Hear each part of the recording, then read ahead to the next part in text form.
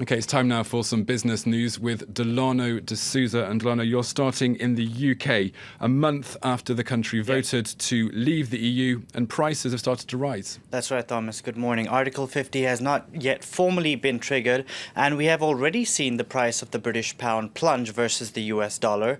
This has benefited exporters in the United Kingdom as it makes goods produced in the country cheaper. But prices of imports, and particularly food imports, have increased, causing consumers to pay attention. Josh Vardy reports. At this market in England, the taste of the produce is still the same, but in just a few weeks prices have been creeping up. On average, the fruit and veg here costs around 1% more, but some products in particular have climbed to greater heights. The cost of pasta, for example, has gone up by 10%. Onions have also risen 9% and tomato sauce by 6%. It was much cheaper then, and it's now, I guess, about 10%. Everywhere you go, in the shop, in the supermarket, everything you go. Sometimes the price is so high, a little bit. Since the UK's vote to leave the European Union, the pound has plunged on international markets. Domestic produce may stay at a similar price, but the UK imports about half of its food, around a quarter of which comes from the EU. As the pound falls against the euro, the price of these imports has continued to rise. Most of our products come from Italy, so because the pound went down and, we buy everything in euro, everything went, up. For me, this is only the beginning. Probably it's going to get more expensive. Food's not the only thing getting a price hike. PSA Citroën has announced that prices for its cars have been climbing up to 3% since the referendum on the 23rd of June. Okay, that was Josh Vardy reporting there. Delano, how are the markets in Asia set to end the week? Well, Tom, we are seeing stocks trade in positive territory at this hour. Asian markets are taking their cues from the close on Wall Street overnight. All the three main U.S. indices closed with record gains. The Nikkei in Japan has ended the session above 1%. Solid gains on the Hang Seng over in Hong Kong.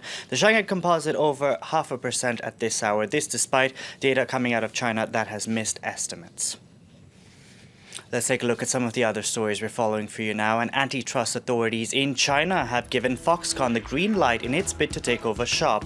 In March, it agreed to buy the loss-making Japanese company for $3.8 billion.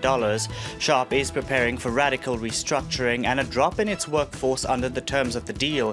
Foxconn assembles Apple products, and the acquisition will give it the know-how to make solar panels and LCD displays.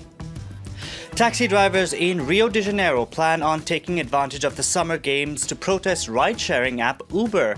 The demonstration is expected to be held on Friday in the immediate vicinity of the Olympic Park. Taxis are set to block avenues around the games and bring traffic to a complete standstill. Uber has come under fire from cabbies around the world who complain of unfair competition. Arianna Huffington is stepping down as editor-in-chief of the Huffington Post. She co-founded the website 11 years ago, and in 2011 the site was bought by AOL for $315 million. There are 9 international versions of the Huffington Post with some 81 million monthly visitors. Arianna Huffington will focus on a startup based on health and wellness called Thrive Global. And LeBron James has inked a 3-year contract with the Cleveland Cavaliers. The deal is valued at $100 million and will make the basketball player the highest paid in NBA history. LeBron James has previously signed 1-year contracts with the Cavaliers, but this time he's chosen a longer-term deal because of the team's success.